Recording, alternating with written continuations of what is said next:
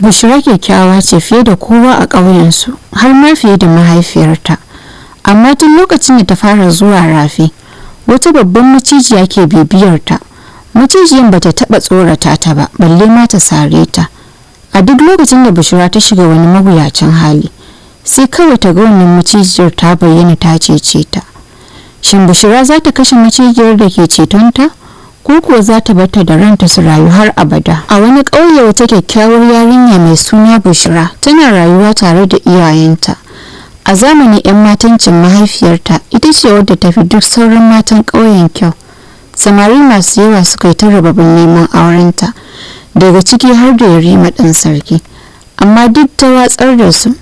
A ƙarshe ta auri mahaifin Bushra talaka da jama'a suke ganin ba shi da wani matsayi a ƙauyen. Wannan ya sa mutane suka yi ta girmama shi, domin samun mace mai tsananin kyau irin ta abu ne mai tsananin wahala. Bushra ta girma cikin nutsuwa da kamala, kuma kyanta ma ya ninka na mahaifiyarta.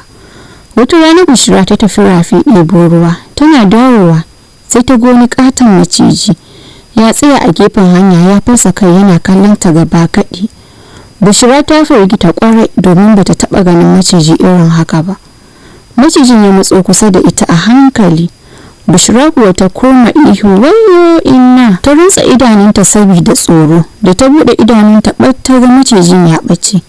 Nan take Bushra ta buga gida cike da fargaba. Da ta isa gida, ta shaida wa mahaifiyarta abin da ya faru. Mahaifiyarta ta rarrashe ta tare da godiya ga Allah da wani abu bai same ta ba. Kwanaki da makonni suka wuce, abubuwa masu ban al'ajabi sun faru. Bushra ta fara shiga cikin haɗura daban-daban, amma kullum macijin yana bayyana ya ceto ta. Wata rana Bushra tana tafiya a daji ita kaɗai, sai kawai ta kusa taka wata katuwar kunamin daji mai mugun dafi. A take macijin ya bayyana ya hura iska mai ƙarfi domin ya janyo hankalinta don kada wannan kunamin ta harbe ta.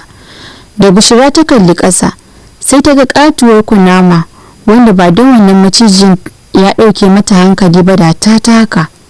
Cikin razana ta koma gida da gudu. Tun daga wannan lokacin Bushra ta kasa cire tunanin wannan macijiyar a zuciyarta. Ta fara tambayar kanta, shin me wannan macijiyar take nema a wurinta? Wata rana da daddare Bushra ta kwanta barci. Sai ta mafarkin mai firgitarwa, inda ta ganta ita ma ta zama macijiyar, tana bin wani maciji a cikin daji. Da ta farka sai ta tashi a fargice, ta nufi ɗakin mahaifiyarta ta gaya mata mafarkin da ta yi. Mahaifiyarta ta ce ta kwantar da hankalinta, mafarki ne kawai, in za ta kwanta ta rika yin addu'a babu abin da zai same ta. Washe gari da yamma Bushra ta tafi daji domin yin itacen girki. Can kuma sai ta ƙara cin karo da wannan macijiyar ta bayyana a gabanta. Da tsoro Bushra ta matsa gefe, domin har yanzu ta kasa sabawa da wannan halittar mai ban tsoro. Tana cikin tunani sai rashin wata bishiya ya karyo daidai inda take, kuma da alamun zai iya faɗowa a kanta. Bushra ta tsaya tana jiran saukar reshe a kanta, sai ta ji shiru. Da ta waiwaya sai ta ga macijin har ya janye reshen bishiyan gefe ya yi tafiyarsa cikin daji. Cikin rudani Bushra ta yanke shawarar bin macijin, domin yanzu ya bayyana a fili cewar bai zo don ya cutar da ita ba. Ta bi shi har ya kai ta zuwa raminsa, amma sai tsoro ya kama ta kasa shiga ramin macijiyar.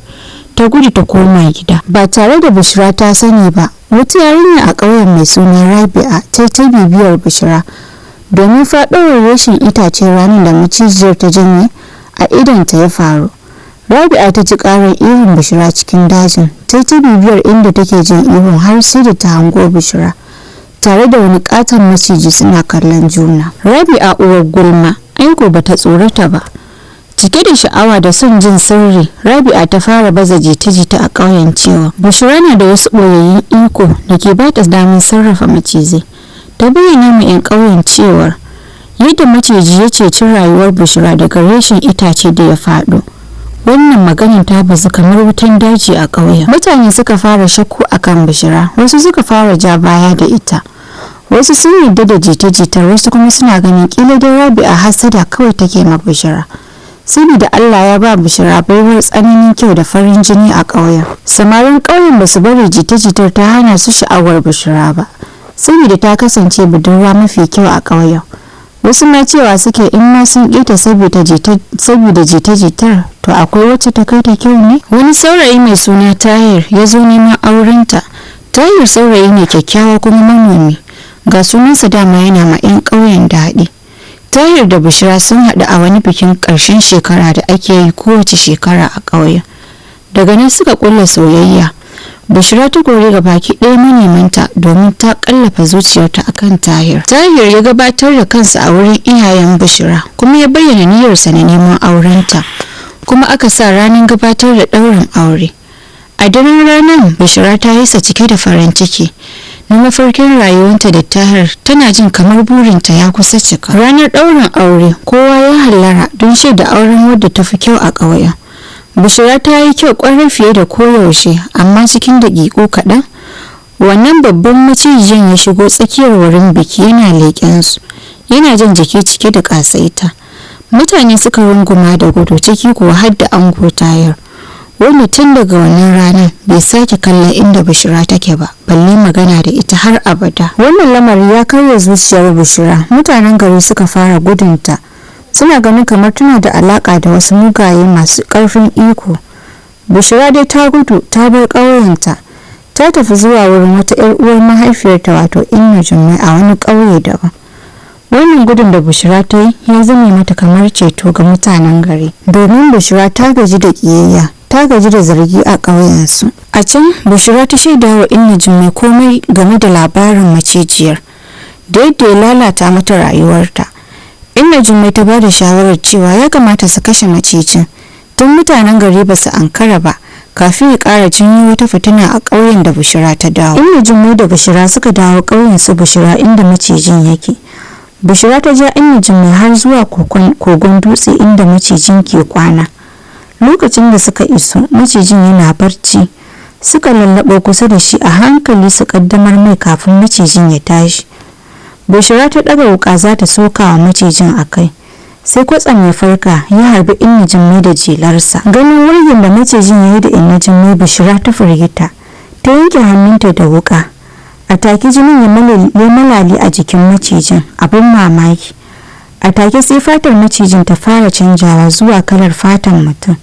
Cikin daƙiƙo kaɗan macijin ya rikide ya koma budurwa mai kama da Bushra sak. Kamannin ma har ya ɓaci. Zuciyar Bushra ta buga, ta kasa fahimtar me ke faruwa. Me yasa macijiyar ta bayyana a siffar yarinyar da take tsananin kama da ita?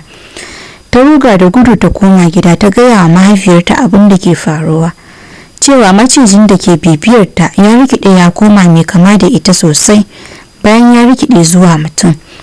Sai mahaifiyarta ta zaunar da Bushra cikin tausayawa ta ce, lokacin da na haife ki muna cikin murnar samun ki, sai na ji wani sabon naƙuda kamar zan sake haihuwa. Sannan a hankali naƙudar ta yi nisa, ina sa ran ganin jaririn mutum, sai na ga jaririn maciji ya fito.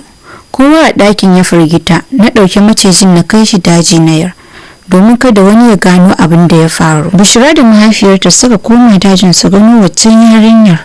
Suna zuwa suka tarar da ita zaune cikin firgici da rudani. A gefenta kuma Inna Jummai na zaune ta haukace. Da Inna Jummai ta hango su, ta fara shewa tana dariya. Sai ta fara tona wasu sirruka masu ban tsoro, ta ce, shekarun da suka wuce mahaifiyarki ta raba ni da wani abu da nake matukar so. Mudin ƙawaye ne kud da kud, kuma na ƙaunaci wani saurayi wanda daga baya ya nuna mahaifiyarki yake so. Da na ji cewa tana ɗauke da juna biyu, sai na je wajen wani boka, na nemi a canja ɗan cikinta a mayar da shi zuwa maciji. Inna Jummai ta ci gaba da cewa, ban san cewa mahaifiyarki tana ɗauke da juna biyun tagwaye ba, sai da kika shaida min labarin macijin da ke bibiyarki a daji. A lokacin na zargi cewar asalin macijiyar 'yar uwarki ce.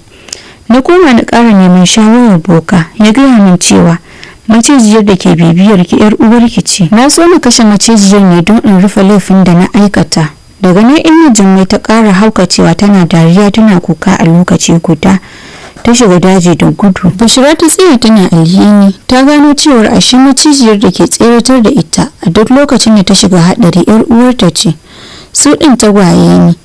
Bayan sun dawo gida suka fara sabawa da juna. Sai 'yar uwarta macijiyar ta take bata labarin dalilin da yasa ta hana auren Bushra da Tahir. ta ce Tahir ba da gaske yake son ki ba. Tahir da abokansa sun saka gasa ne cewar zai iya auren ki, ganin ba kya kula kowa a ƙauyen.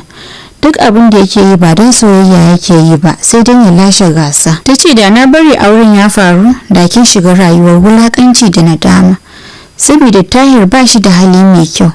Na shiga tsakani ne domin na ceci rayuwarki daga cutuwa. Bishira ta fushe da kuka, ta rungume yar uwarta ta roƙi gafarar niyyar kashe ta da ta soyi. Ta tausaya mata da irin shekarun da ta shafe tana rayuwa a matsayin maciji cikin kadaici a dokar daji. Mutanen gari duk sun yi mamakin yadda abubuwa suka sauya.